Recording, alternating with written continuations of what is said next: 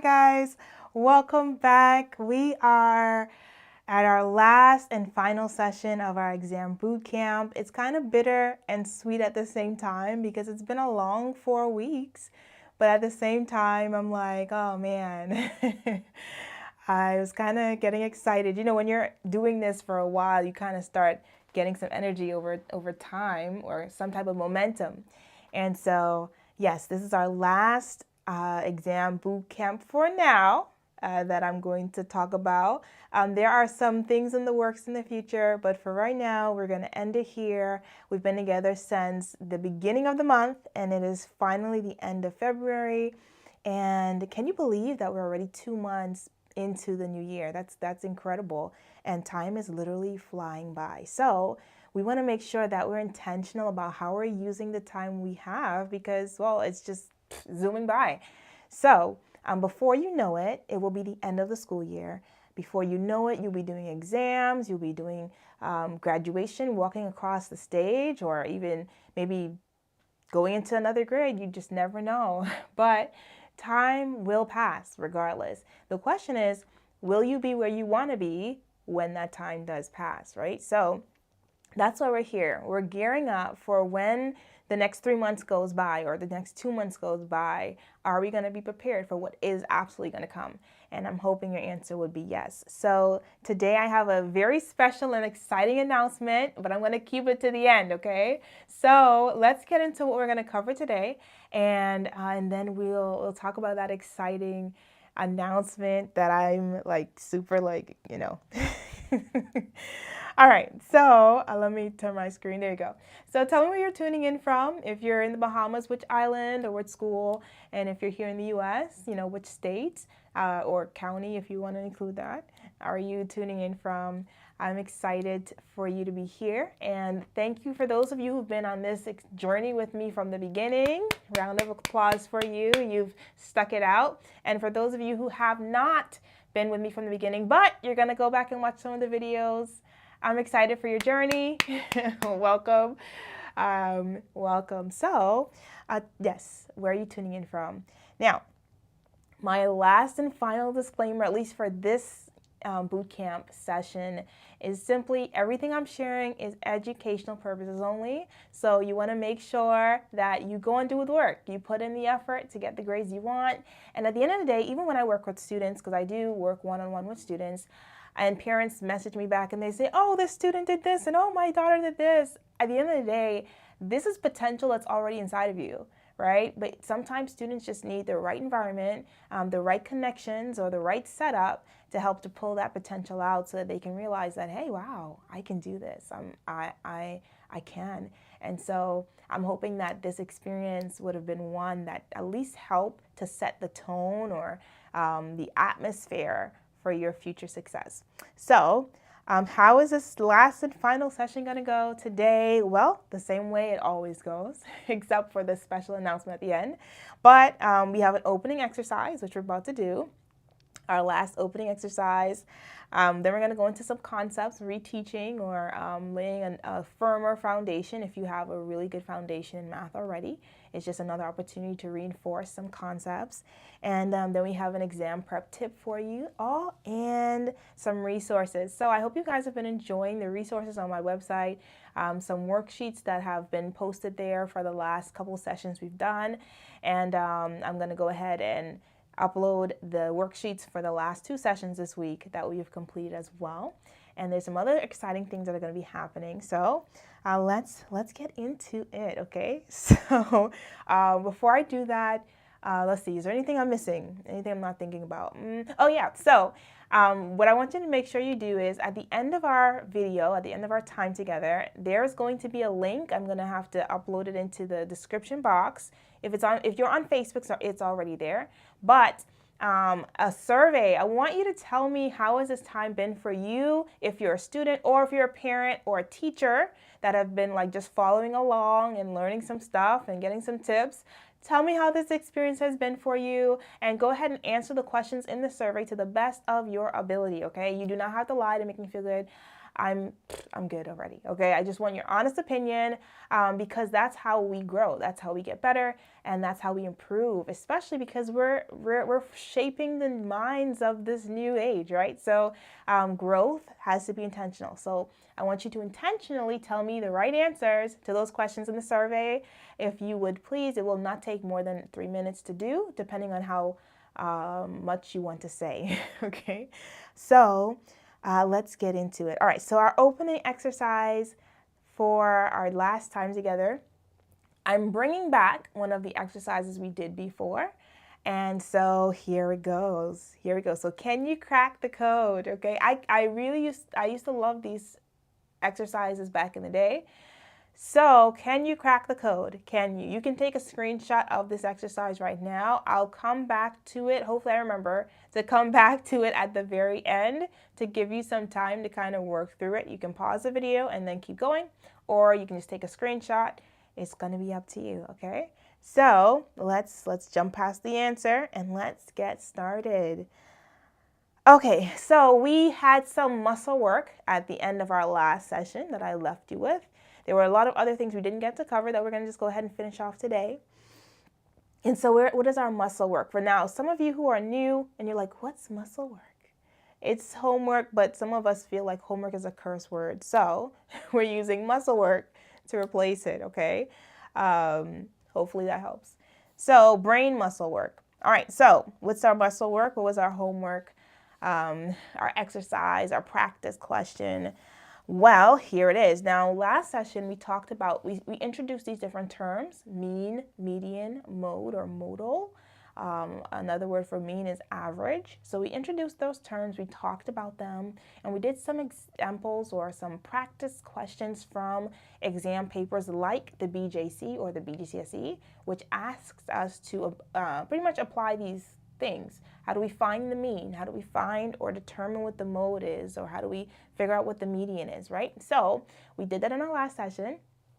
And so in this session, and we also talked about parallel lines in our last session as well. So if you're not sure, if you're uncomfortable with dealing with parallel lines and geometry and so forth, you can go to that last session, session 7, and it'll cover some things for you there. But yes, let's get into this last muscle piece from our last session and talk about what the answers would be. Now, some of you had an opportunity because you were at the last session to already do this.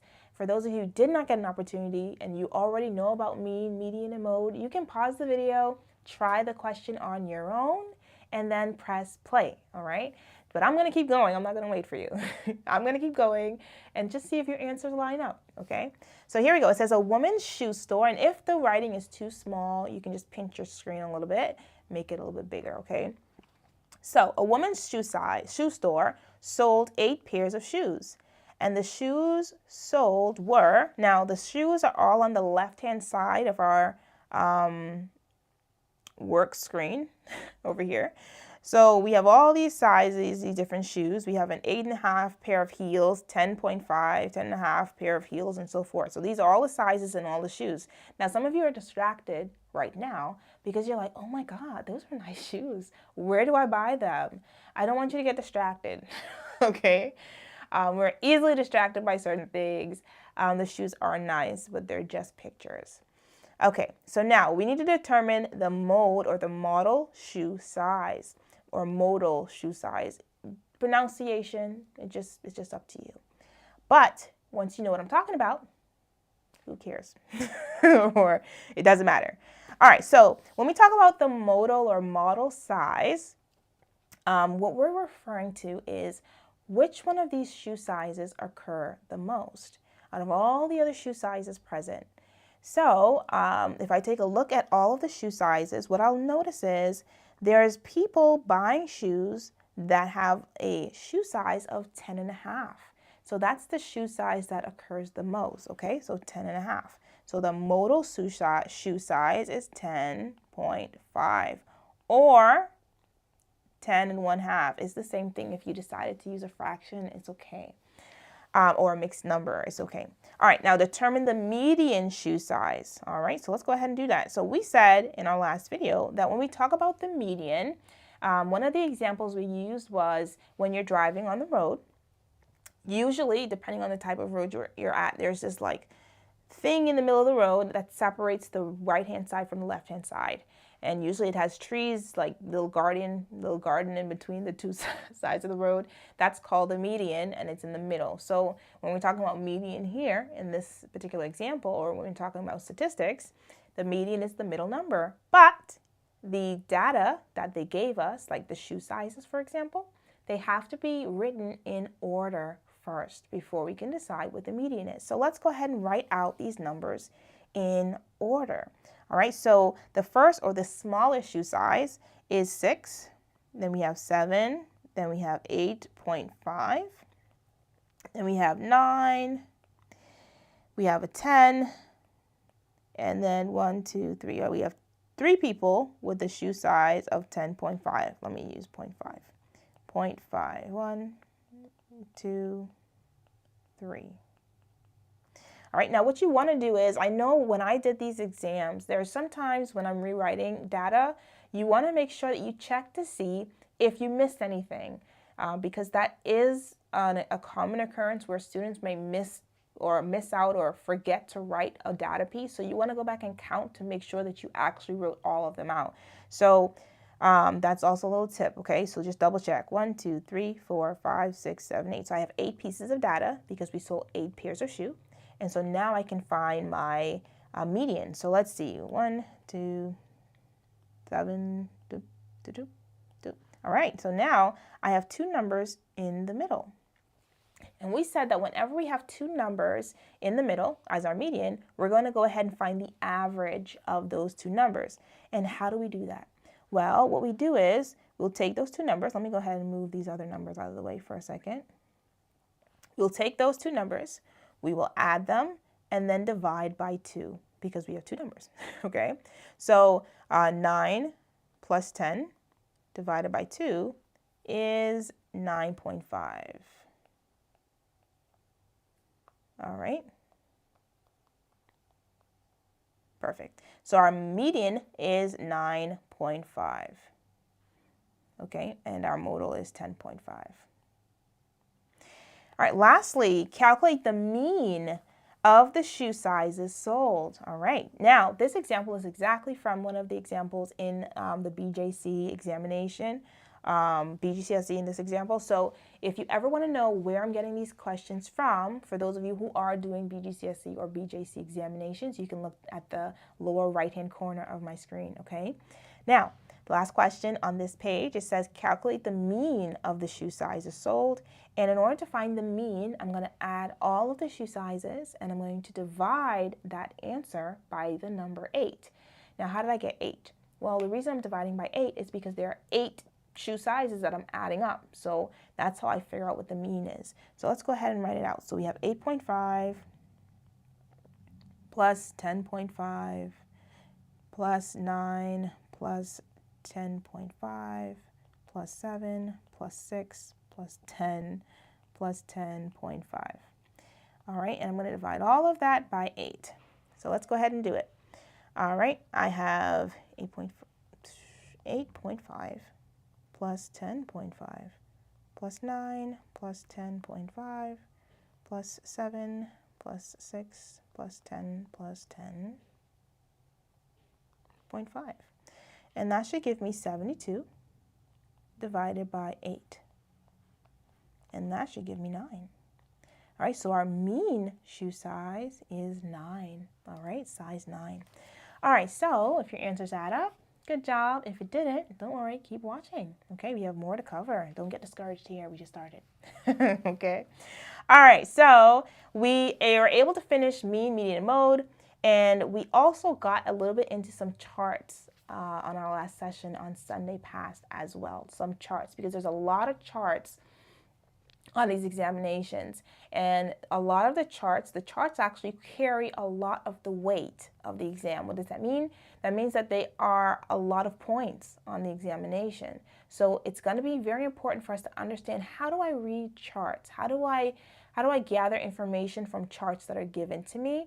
And if I have to fill out the chart, let's say there are pieces of information missing from the chart, how do I fill those pieces in?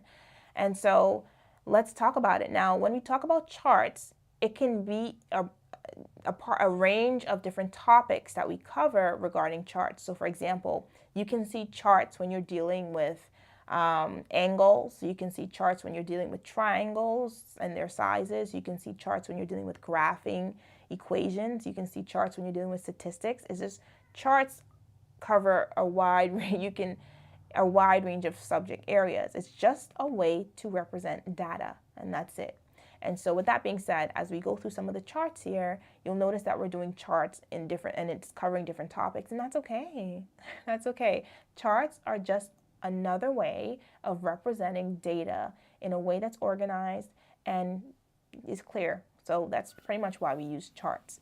So let's look at some charts. Now, the chart we did on our last session was this one. And we already did this one, so if you want to see the answers, you can go back to that session. But we did a chart like this, and we were able to read the data. All right, so let's take a look at another kind of chart that you may come across on an examination like the BJC or the BGCSE. All right, so here we go. Okay, good. So it says, now we have a chart. It's a circle graph or circle chart. And sometimes we do get lost when it comes to charts like this, excuse me, because sometimes we're not comfortable with fractions, which is one of the things we're going to use here. Sometimes we're not comfortable with using degrees or having to figure out percentages, and that's okay, but we did cover percentages. So I'm hoping you're a little bit more confident in tackling percentages here. If not, go back and watch our session where we talked about hire purchase, or we talked about percentages and so forth, okay? But let's tackle this question. It's a chart, but we're talking about angles and percentages and so forth. So let's see, what do they want us to do? The circle graph shows how Anna budgets her monthly salary. Budgeting. How helpful. So her salary is $1,800. Okay. So if her salary is $1,800, it's asking us to calculate the amount budgeted for rent. Calculate the amount budgeted for rent. All right. So let's take a look at the budget for rent for a moment, or the part that represents rent in our chart. Give me 1 second.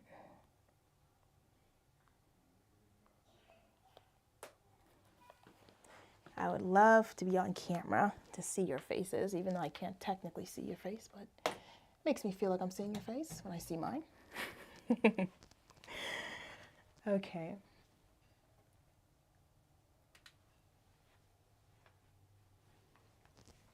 Okay, it'll come back. All right, so rent. So if we take a look at the rent, the part of the, or the sector of the circle that represents rent, we have 35%. So 35%.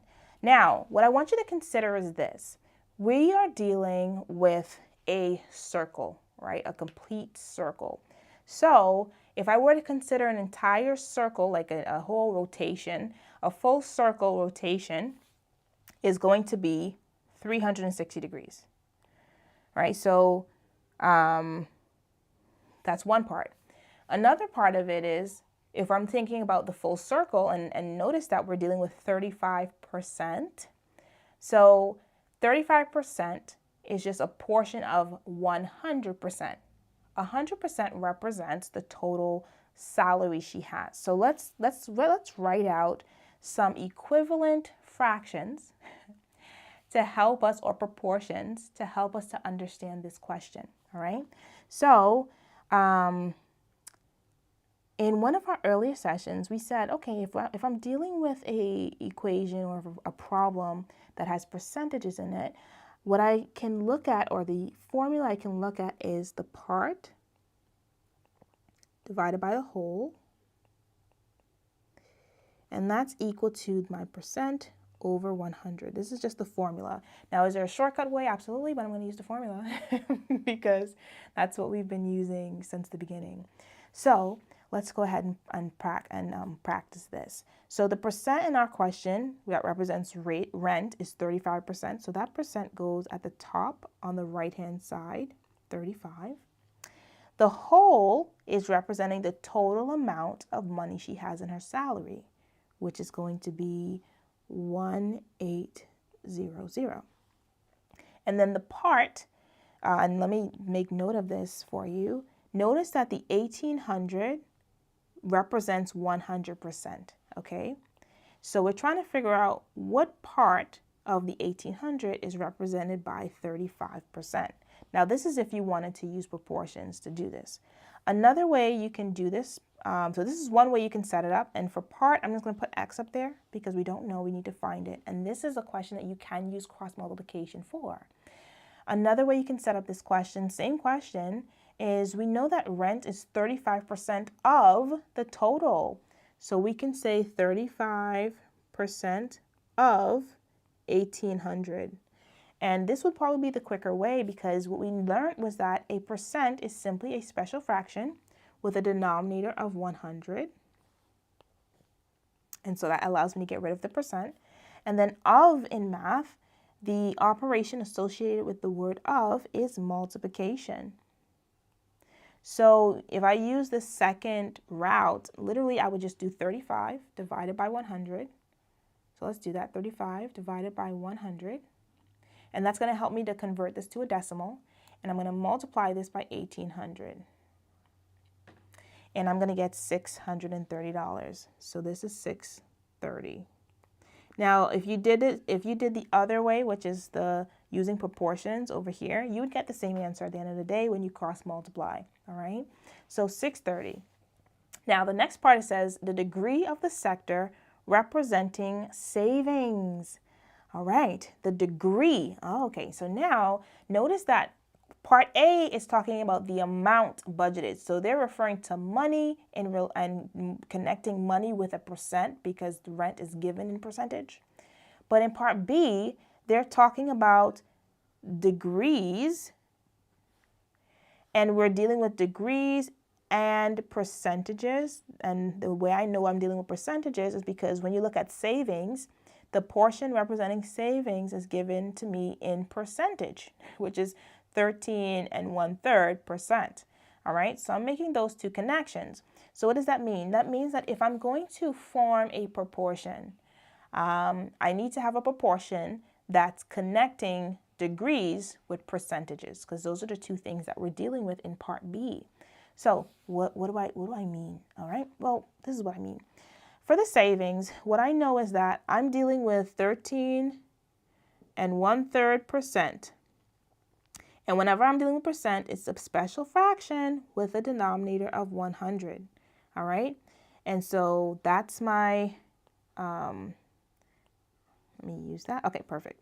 And then we have the part over the whole. So the whole, because we're dealing with degrees, a full rotation is 360 degrees. And the part, which is the degree representation of the 13 1/3%, is X because we don't know it. So let's look at that one more time. 360 degrees represents 100%, okay? We're trying to figure out how much degrees, that's what the X is represented by 13 1/3%, okay? So that's what we're doing here. Now, if that's a little confusing, go ahead and watch that a few times or take your time, take a breath, and come on back, okay? All right, so now that I have this, remember that cross multiplication, the only time we do cross multiplication is if I have two equivalent fractions. In other words, I have a fraction on one side of my equal sign and a fraction on the other side. They're both equal to one another, all right? Then it has to be a fraction equals to a fraction. Now that I have two fractions, I can literally do cross multiplication. So x times 100. So that's going to be x times 100. And that's equal to 360 times 13 1/3. All right. So 360 times 13 1/3. All right. Now you can round your answer as much as you'd like. That's no problem with me. But what I would say is if you're in an exam, pay attention to see if they tell you how they want you to round this, okay? Or when they want you to round your answer. So let's do it. So 13 and 1/3 times 360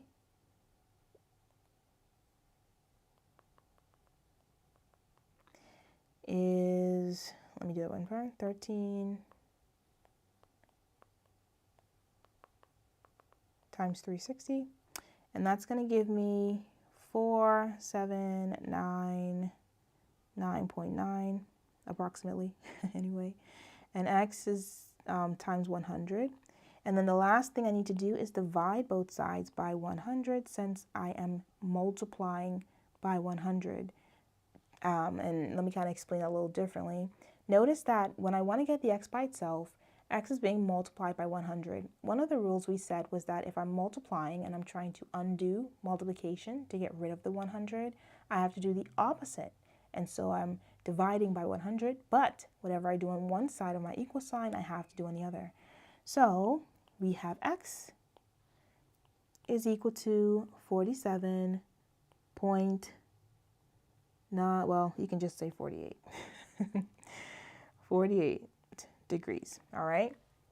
Now, the last part of it, the last part of our question says the amount that Anna spends on food.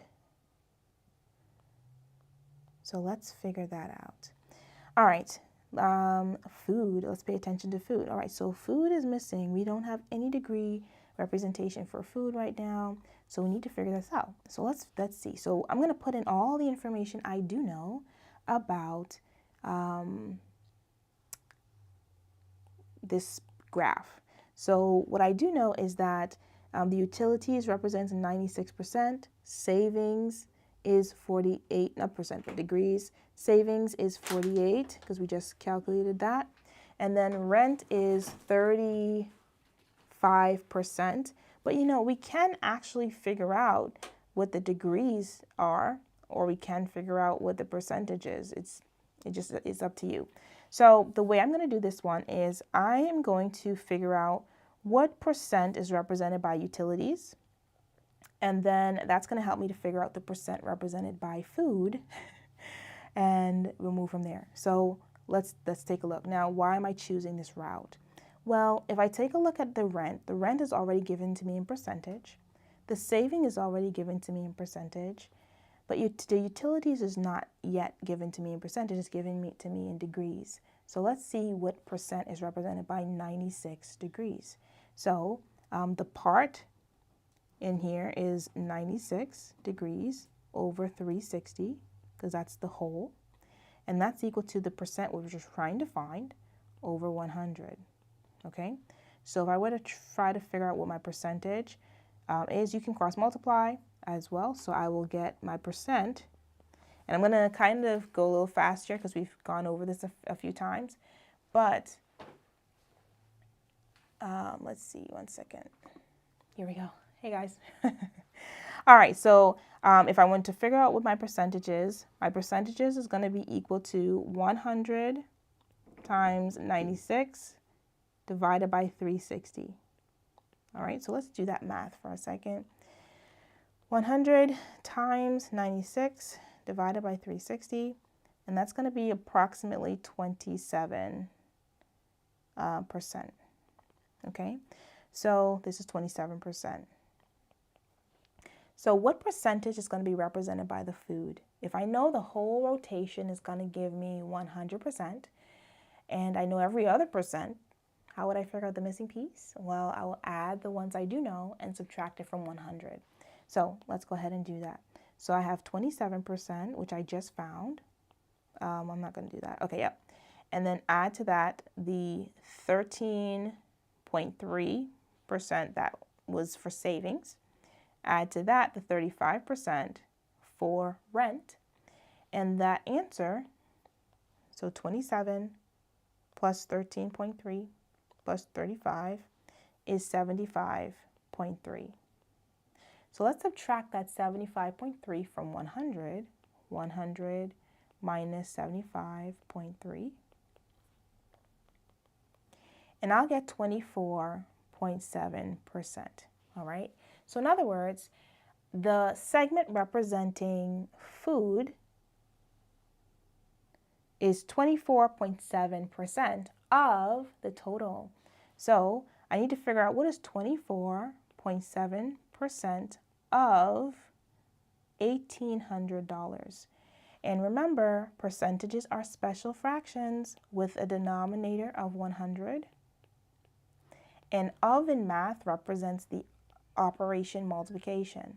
So 24.7 divided by 100. That's going to help me to convert from a fraction to a decimal. And I'm going to multiply that by 1,800. And that's going to give me the answer $444.6. All right, that was a lot. That was a lot. And that was not the only way you can get to the answer. And that's one of the things I love about math. There's multiple ways to get to the answer. You don't have to do it just one way. All right, now there are some teachers that exist on this planet that might teach that you have to do it their way. And I'm sorry that that's your case, but you know, it is what it is. But I will say, in the real world, there's multiple ways to the same destination. And so what I will say to you is, if you're in a test or in a class and you have to do it a certain way, then learn how to do it that way. But to be honest, when you get into an exam like a BJC or BGCSE or an SAT exam, no one cares how you get to the answer if it's legal.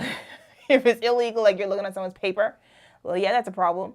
But if you do it one way or another way, no one's there critiquing you saying you have to do it this way, okay? So what I'll say to you is this: if there's a preferred way your professor or teacher may have, and they say, okay, you have to do it that way, then it is what it is. They set the rules for your classroom. But if you're learning something for an exam and you're like, oh, but I understand this way a little bit better, then you can practice both. You never know. Both can be useful. You never know. All right, let's keep going. Let's see another example of a chart that we can have in our examinations. Okay, so we're about 30 minutes in. So if you need a break, you could take a break and come on back. That's okay with me. But if you have it in you, let's keep going, all right? So it says Lily left work to walk to the hospital. The graph shows her journey. All right, perfect. So that red line on our graph is representing Lily's journey. What time did Lily leave work? So let's take a look at what's happening. I'm going to zoom in a little bit for you so you can see our chart. What is our chart telling us? How would I read this chart here? Let's see.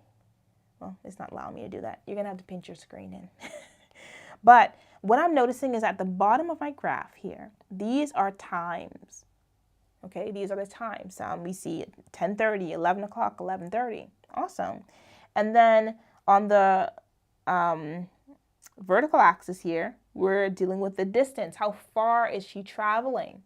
Okay, so that's going to be important. So what does that mean? Why does it matter? Well, the first question asking us what time does she leave work, notice that the distance, if she's just leaving, she hasn't traveled any distance yet. So I need to be paying very close attention to the 0 on the distance axis because, well, she hasn't moved. Yes, she hasn't gone anywhere. So that's one part. And so the question is, what time is it at that position? Well, what I also would note is that the times are given to me in 30-minute increments. So I see 10:30, then it jumps to 11 o'clock, then it jumps to 11:30. So I need to count backwards to figure out what time would that be where the 0 is. Well, the time in between 10:30 and 11:30 is going to be 10:45. So in other words, every dash or every block represents 15 minutes. So how does that help me? Well, if I jump back one, this is going to be 10:15. So 10:15. And if I jump back one more, that should be 10 o'clock. So that's the time that she's leaving. So that's one way you can decipher this information. Some of you pretty much did it with your eyes closed, and that's fine, right? Power to you. All right, so 10 a.m. The next thing it says, how far is the hospital from Lily's workplace or the clinic? So the clinic or hospital is up here at this little dot. And so if we're looking at how far, distance is telling me how far something is. So from her starting point, which is down here, to the clinic or hospital up there, that's going to be 6 meters. All right, so 6. There we go. 6 meters. All right. So I'm going to erase some of these handwritings for a second so it doesn't get too messy. Part C. How long did Lily stop for a rest? How do I know she took a rest? Well, if someone's taking a rest, unless they're sleepwalking, and this is not the case, otherwise I would have told you in the question. If someone stops for a rest, that means they are not moving. All right, they're literally just sitting. So the distance, in other words, we're looking for the point in the graph where the distance is not changing because she's literally sitting down. So the distance or the area where she's sitting or where the distance is not changing is right here on our graph, that little green area. So the question is how long? So if I'm trying to figure out how long, I need to be looking at the horizontal axis, which is below here, to figure out the time, because how long is referring to the time, all right? So let's see.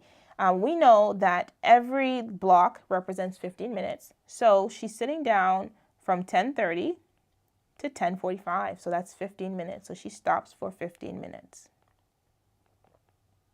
All right.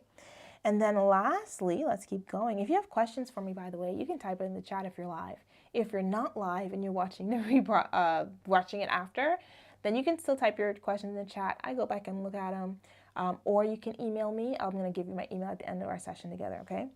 All right, so how far was Lily from the clinic at 11:15? All right, so let's take a look at where she would be at 11:15. So 11:15 is literally in between 11 o'clock and 11:30. So 11:15 is right here. So where is she at 11:15? Well, she's right here at 11:15. So how far is she? Well, at 11:15, she's at that blue dot. And the clinic is up at the green. Oh, I just made it green. The green dot. So what's the distance? Well, to figure out the distance, I need to look at the vertical axis over here because that's what's telling me the distance. So between those two distances is how far she is from the clinic. Well, to get from 4 to 6, I had to go 2 meters, all right? So she's 2 meters away, all right? So that's how you answer a question like this. The beauty of this question is that I didn't have to calculate anything, not for real anyway. I just had to use some reasoning skills. Look at the chart, interpret what they're telling me, and just write the answers. And that's an important skill because for the most part, most things we see are in the real world anyway, we see it in pictures or charts or in ways that are organized for pretty much quick understanding or quick reading. So with that being said, those are all the examples of the charts we're going to be able to cover, but we're going to get into another kind of chart or another kind of picture or picture of information called Venn diagrams. Okay, now Venn is just a guy. The name Venn is from the guy who pretty much made popular these different diagrams that help us to organize information that have relationships. So for example, these are what Venn diagrams look like. So if someone says, draw a Venn diagram, you're like, I don't know what a Venn diagram looks like. This is what it looks like, my friend. Okay. There are some Venn diagrams that have like 2 circles. Some have 3. Sometimes they don't look like circles. Sometimes they're like really long ovals, and that's okay as well. But they're circular shapes, and you use this to organize information and show relationships between those pieces of information. So let's take a look at an example of how this would work. All right. So if you want to take some notes down, you can do that. That's great. But how do they work? Well, notice that we have 2 circles, right? So the 2 circles, I'm going to go ahead and just shade this in for you for a minute. So the 2 circles represents maybe just 2 sets of, 2 groups, all right, or 2 sets of information. So for example, the blue circle could represent people in music class. And the red circle can represent people in athletic class, some type of sports class, right? And so we say, okay, perfect. But then what about people who are in both of those classes? Well, what you'll notice is there's a section that overlaps between the two circles that are here. I'm going to try to do it in green here. The section that overlaps is going to represent those people that are in both, or that love both music and sports. All right. And so that's how we would use Venn diagrams. And if you see maybe 3 circles, it's the same concept. Just take a little bit more paying attention, since we have a lot more going on in the picture. But it's a pictorial representation of data that has a relationship with one another. And that's pretty much it. Okay. So if it's like this, same thing. We have people over here in this. This could represent people that love music. This over here can represent people that love sports. And this red one can represent people that love art. All right. And what you'll notice is wherever colors are overlapping, those are areas where there are similarities between the two groups. All right. So let's talk about how we use this and what type of symbols would they use, or that do we need to understand before we can actually use Venn diagrams. So here we go. Now, what I did was I kind of streamlined the different symbols you might see. And when I say streamlined, what I'm saying is there's a ton of them. But what I was able to do is, for students who are taking the BJC or BGCSE, and maybe some SATs, what I've done is I've kind of gone through some past exam papers or examples, and I've looked at a lot of the papers and kind of looked at which questions are asked or which symbols appear most common. So for example, there's a symbol that looks like a U right here, okay? And that represents union. And so that's something that's common. So that does not mean that this is the only symbol you're going to ever see on an exam. That just means that this is a very common one. And so chances are, if you were to get a question regarding a Venn diagram, you might, or sets, you might see this. And so I just want you to know what it means. But there are others out there, and you're more than welcome. You're more than welcome to go and research those things and check them out. Yeah, you are. All right. So now let's take a look at what I mean when I say, when I use these symbols. So if they use these two symbols, remember I said to you that the two circles can represent just two groups. The first group can represent people in music. I'm going to put M for music. And the second circle can represent people who love arts or arts and craft, right? So union is saying, okay, I have people who like music. I have people who like arts and crafts. So I want to know all of these people. So whenever you see that shape that looks like a U, they're asking united, or a union for the union. So whoever's in both of those sets, that's what they want you to give. And you'll understand a little bit more as we go through some examples. But if they say music, and they have this little symbol in the middle, and then art, or whatever sets they're using, they want you to tell them the elements that are in those sets. And when I say elements, let's say James and Amy liked music, and Sarah and Joseph likes art. If I say M or music, union, art, then I want all of their names, because all of them are in both, or all of them matter, whether or not they're in the other. So the other part of it is, you'll see a symbol like this that looks like an N, all right? And that's called the intersection. So once again, one of our examples is, let's say I have a music class and an art class. So the first circle represents music, the second represents art. When they have that little N, which represents intersection, what we're interested in is the people that are in both classes, are in both music and art, or the people who love both of them, both music and art. Yeah, that's what we're interested in. And then there's another one that's very common, and it looks like a little apostrophe, and we call it a complement. So sometimes you'll see the set that they're talking about. So they'll say M complement or A complement.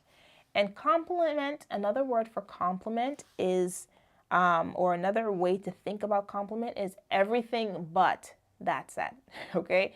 everybody else. I don't really care about. So for example, if someone says, Miss Nelson compliment, or Miss Nelson's class compliment, what they're saying is everybody does not in her class. All right, that's what they're interested in. So if I say M compliment, and let's say that I have music class and I have art class, if I say M compliment, they want you to give them the names of everybody that is not. So this also includes the box on the outside. All right, everyone that is not in music class, and that's everybody out there, including an A. But notice the area where there's the intersection, we cannot use that because it includes that class, M. So everything but M is what we want. And then the last one that's very common is this notation here, where it has the letter N, and then they have parentheses, and they'll say maybe set A or something, or set M, or whatever set they're talking about. They'll put it in parentheses, and that just means the number of elements. So at that point, what you would do is just count how many people or how many things are in this particular set or group. All right, so I hope that's clear for you all, because we're going to do an example, okay? So here we go. And this is also an example from a past paper, so you can go ahead and take a look. So here we go. It says universal set. Now, what do I mean by universal set? Because I didn't say that earlier. But when I say universal set, this whole box, everything inside that box represents what we call the universal set. So in other words, if I say the set 1, 2, 3, 4, 5, 6, 7, 8, 9 is in the universal set, that means that by the time you answer or create a Venn diagram with this information, all of those numbers have to appear somewhere in that box. That's what I mean by the universal set. All of these numbers are included in this box.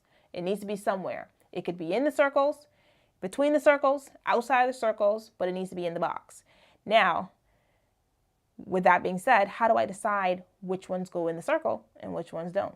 Well, that's where we get to the other parts of the question. But the point is, if I'm talking about the universal set, that means that all those numbers at the end of the day have to appear somewhere in that box if I'm doing a Venn diagram. All right, so let's take a look at what else they tell us.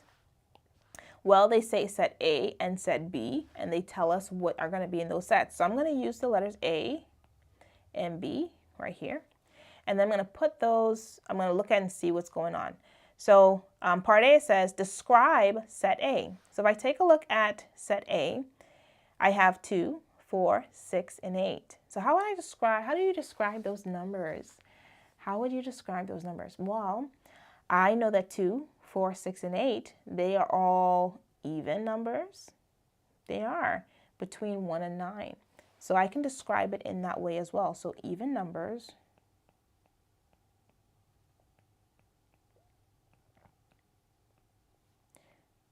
between,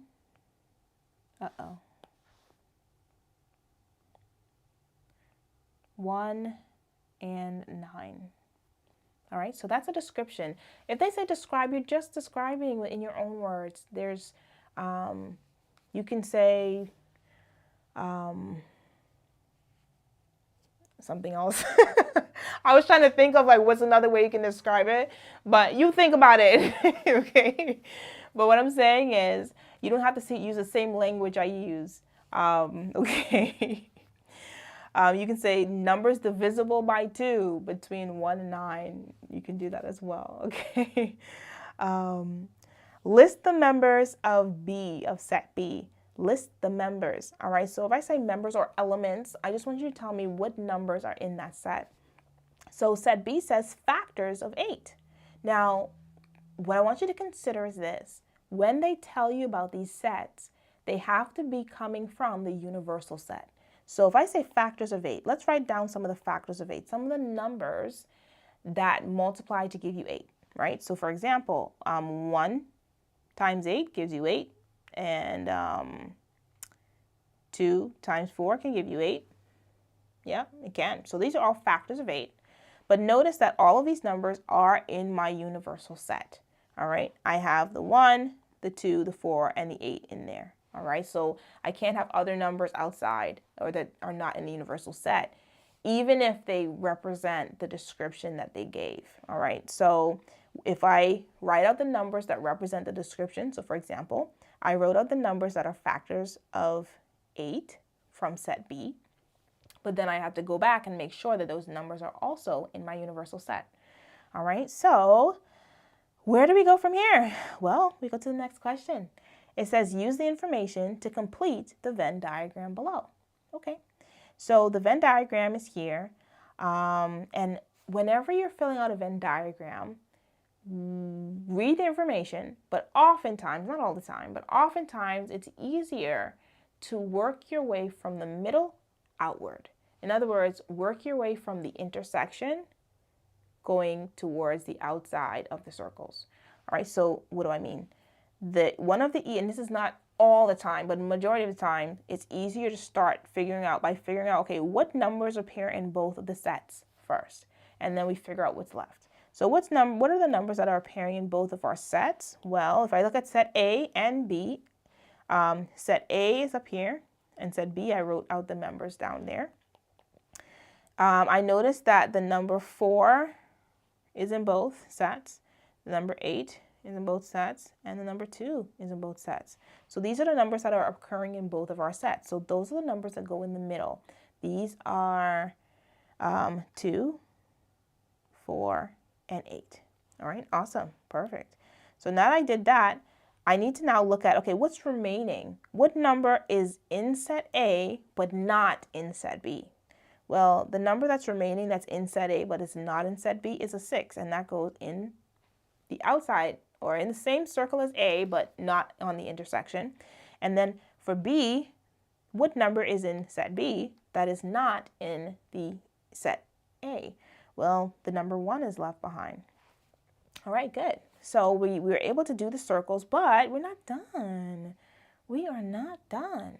The last thing we need to make sure is that we have accounted for all of the numbers in the universal set. Because remember, in the beginning we said that in the universal set, all of those numbers have to be in our box somewhere. Now, let's see what numbers are left behind. We have accounted for 1, 2, 4, 6, and 8.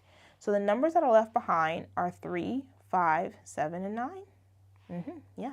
So where do they go? Well, we know that they do not fit in any of the circles because we've already accounted for those elements that are in the circles. So those numbers are going to go on the outside. 3, 5, 7, 9. Does it matter where they go? No. Just once they're in the circle, you're good. I just wanted to be a little even things out a little bit. All right, so let's keep going. All right, so I already kind of did it because there's another part of the question. The question continues, and it says, use or state the members in the following sets. All right, so I have a repetition here, so let's just take that out there. Okay. All right, so state the numbers. So notice we have this A, and then we have this again, U, which is union. So I'm interested in the numbers that are in the circles where they overlap. All right, so the elements that are in there, or the members, are 2, 4, and 8. The next, okay, I'm sorry. Union, that's everything. Happy I caught that. So union would be everything in the circles. All right, so union is everything in the circles. So we have 1, 2, 4, 6, and 8. All right, good. And then the next one is intersection, which is what I was trying to do first. The intersection is everything in between the two of those circles, so 2, 4, and 8. Yes, 2, 4, and 8. And then lastly, they want us to do B complement. Now, when we do B complement, that means everything that's not in B. So I'm going to do this for B for a second so you can see what's happening. So everything that's in B is in there. So when they say B complement, I want to know everything else that's not in B. Well, 3, 5, 6, 7, and 9 are all not in B. And so that's what we mean by complement. Okay, so let's do this last example, our last example. And then we're going to get to our study tip, final study tip, and then my announcement for you guys, okay? All right, so use the Venn diagram below to answer the following. We're going to go a little quicker through this one. But it says list the elements of set B. So we're going to list everything in set B. So we have, I'm going to use like shorthand for the months. So in set B, we have September,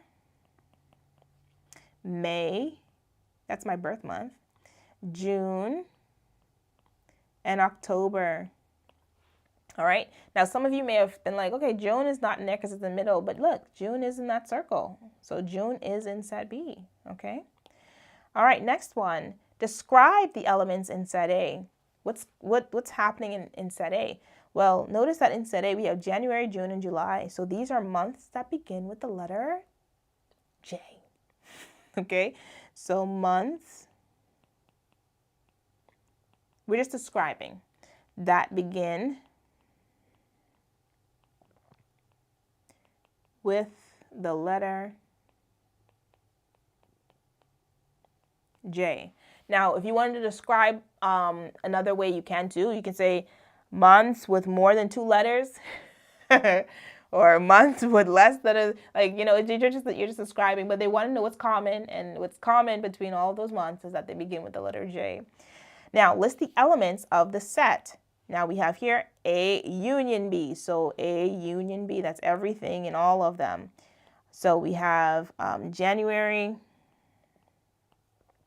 July, June, September, May, and October. All right. Then we have the intersection, A intersect B, and that's going to be our little area right here. Okay, so that is the month of June. And lastly, the number of elements in A, and that's going to be 3. Right, there's 3 elements in this circle right here, circle A. All right, good. All right, that is the last question we're going to do, guys. Last question. Now, our study tip, but let me go back and show you the answer to our little opening activity before I forget. And here's what it says. I can do anything. And that's because I can, and you can too. You can do anything. Anything you put your mind to, realistically speaking. If you're willing to put in the work and the effort, you can do it. You can.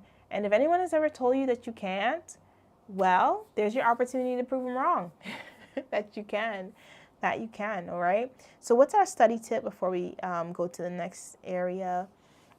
Our study tip, well, we have, you can look at this whole slide. You could take a picture of it and implement them. But the study tip I'm going to leave with you, our last and final study tip, and this is what has helped me over the years to do really well in a lot of the things that I've endeavored to do. And it's actually what I'm doing today. It says, study to teach. When you can effectively teach someone something you have learned and do so repeatedly, you become master. Now, when I say master, I was just trying to be like cool with it, but you just become really good. It doesn't mean that you make no mistakes. I mean, clearly I've made mistakes on these calls, but I've gone back and I've corrected them. I've done better the next time. And so generally speaking, we're human. We make mistakes and that's okay.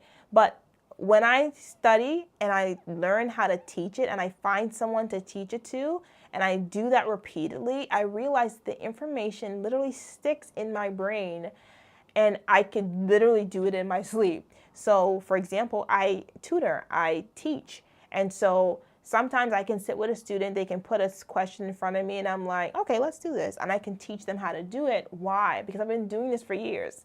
So a lot of the math that I do or that I am exposed to, it's like my life, you know? So it's a part of me, and it's hard for it not to be when I'm constantly teaching it.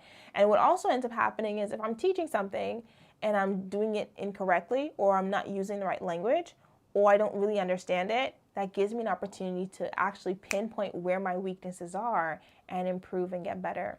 So my challenge to you is this: if you're learning something, anything, find somebody, even if it's a teacher who taught it to you, and say, hey, I want to reteach this, and I want you to correct me if I'm wrong, or help me to understand it better if I'm not explaining it the right way.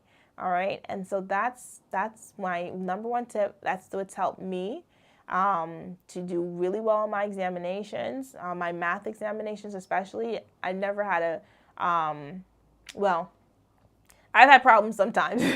But what I'm saying to you is anytime I find something or a way to reteach the concepts that I'm learning, those are areas where I don't have as much an issue in.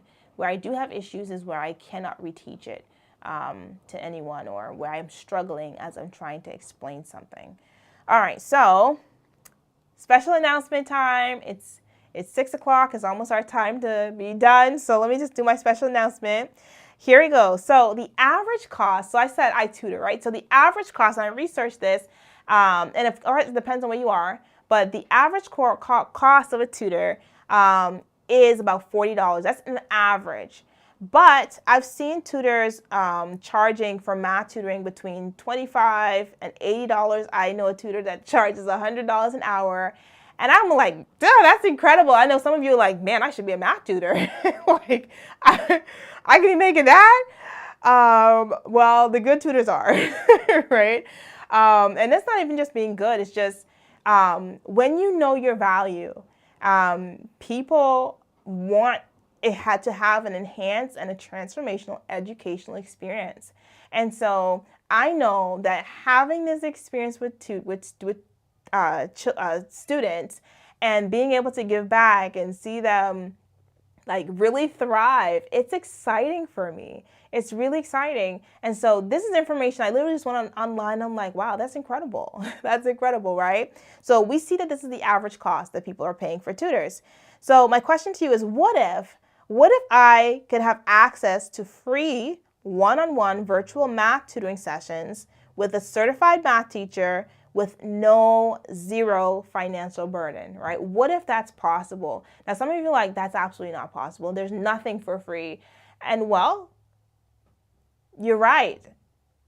Not always free financially, or maybe there's a payment, but it's another form.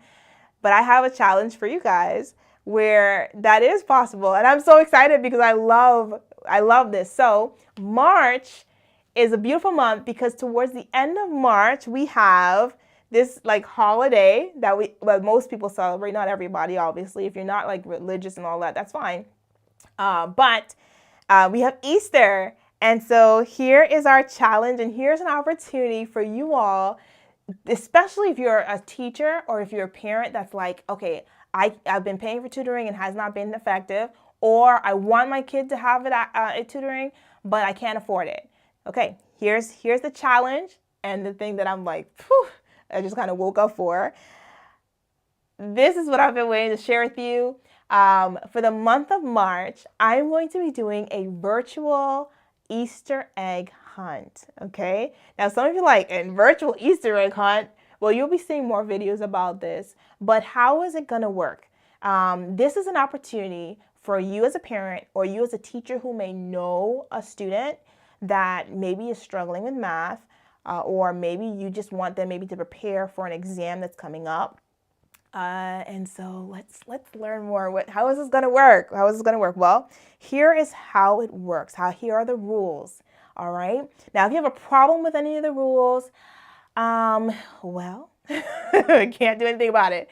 But here's how it's gonna work. So my job is this: every week for the month of March, just how we did it here, but I'm not gonna be live.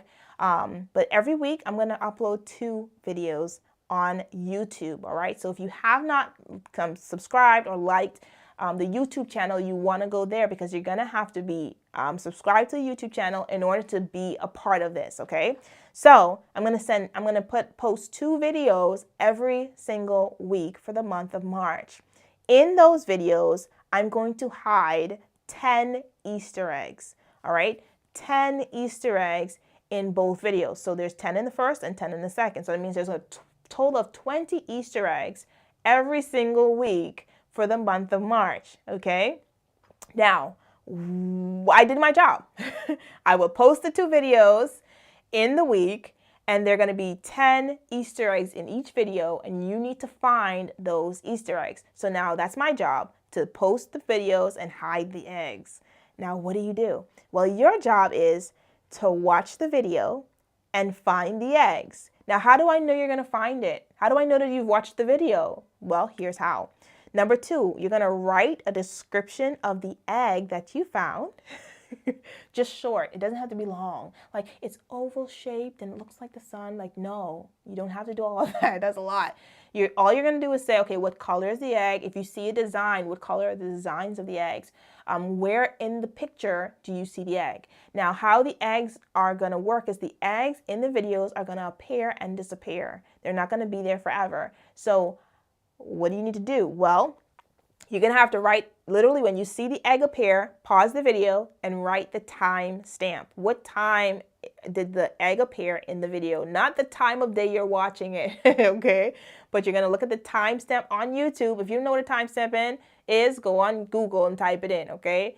But you're going to go to the timestamp and write out the timestamp for when the egg appeared. All right, I hope you're still following me. Now, third, you're going to write a short summary of what was taught in the video. And then the last thing, how will I know that you did all of this, right? Or that you were the first person to find the egg?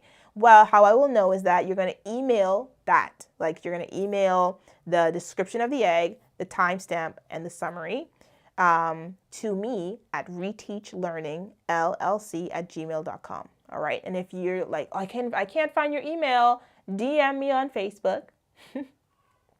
And I'll send you my email, all right? Or just go to Reteach Learning on Facebook and all of the information is there for you to get in contact with me and send in your submission, all right?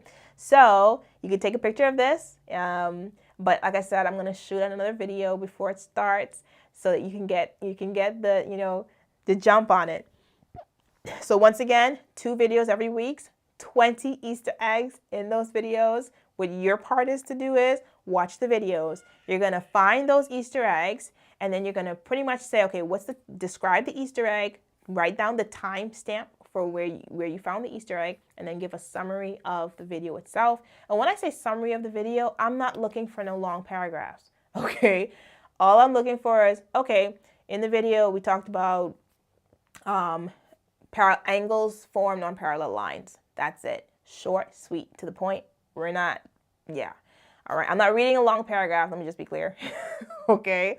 Yeah. Now, do you have to find all of them? No, you don't have to find all of them. So how do I know how much, so here's the next part. How are you chosen? So how does this going to work is if you find between 10 to 17 eggs, all right, 10 to 17 eggs. Remember, there's 10 in the first video, 10 in the second video. So if you find between 10 to 17 of those eggs, I'm going to put your name or the student name in a drawing. Now, let me say this before I keep going. If you're a parent that's doing this, I would encourage you to let the student do it, and you can just put the student's name in the email when you send it to me, okay? But when you give your student's name, you can put the first name and last initial, or you can put the first initial, last name. That's fine. All right, so if you find 10 to 17 eggs, you're going to go in a drawing for 1 free virtual math tutoring session during the semester. You can book it at any time. Based on my calendar, we'll talk back and forth and find a good time that works for you. It is virtual. I'm not coming to your house, and you're not coming to mine, okay? It's virtual. It's from the comfort of your own home, and it's at a convenient time that works for both of us, all right? But if you find 18 to 20 eggs, you're going to go into a drawing for 2 free virtual tutoring sessions during the semester. Once again, it's going to be virtual from the comfort of your own home. You don't have to leave. You just need a good internet connection, and we're going to work together. So now, is it just 2? Well, what I'm going to do is at the end of every week, I'm going to announce the person or people that are going to get those free tutoring sessions. So every week, there's an opportunity for a new student to do this, right? So it's going to go on for the whole month of March. I'm like super excited for that. I'm like super excited. So yeah, go ahead and try it out starting March 1st. All right. So you're not going to find them now because I didn't post the video. So starting March 1st, you want to be on the lookout. You're going to have to like and subscribe to the YouTube channel as well. If you're not liked or if you haven't subscribed to the YouTube channel, you're not going to be a part of the drawing. But hey, now for some of your parents who are like, okay, I really don't care about the hunt. I just want the tutoring. If that's you, then once again, you can go to my website, reteachlearning.com. And on my website, you'll find all the information you need to book a consultation first. I would encourage the consultation first. Why? Well, if you book a session, that's fine, but we still will have to do a consultation. Every student for me is unique. Their problems and their challenges are unique, and I meet the needs of that student. So that requires a conversation. That requires me to understand what are the challenges, how can I be of most effective assistance to you, and how can I help both of us to meet our goals.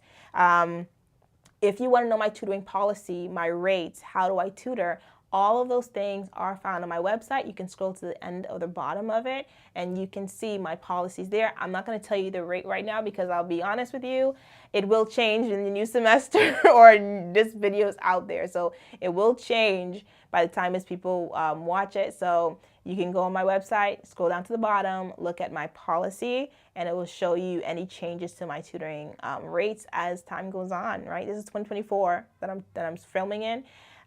If you're watching this 3-4 years from now, 6 months from now, you never know. All right. And so I tutor through the consultation is for free. It's just a conversation.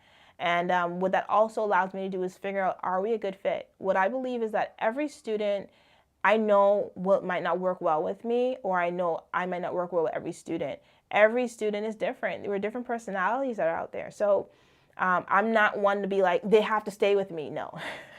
I will give a true and honest recommendation if I believe that, okay, they do need the help that they, are asking for, but I might not be able to give them what they need. I'm honest about that. And that's the conversation that we have. And we have that, it's open communication. And then preparing for the session, of course, after consultation, everything will be done through email and text message and so forth. And so that is it. That is it. That's the last piece I have. You look out for that video that's going to shoot off. That's going to tell you about the Easter egg hunt. I already told you all the details, so you already have it. It's just going to be a little refined video, so it's not a whole hour you have to watch to find the details for the scavenger hunt. But I'm excited for you all. I'm excited. Don't forget, at Reteach Learning on YouTube. Visit my website, reteachlearning.com. And don't forget, there is a survey that I'm going to put in the description or the comment section. Please fill out the survey if you watch these videos, if you have a recommendation for how it can be better, how I can improve as a teacher, as a educator, or something that maybe that we did here that you're like, man, how did you do this? What type of setup do you have?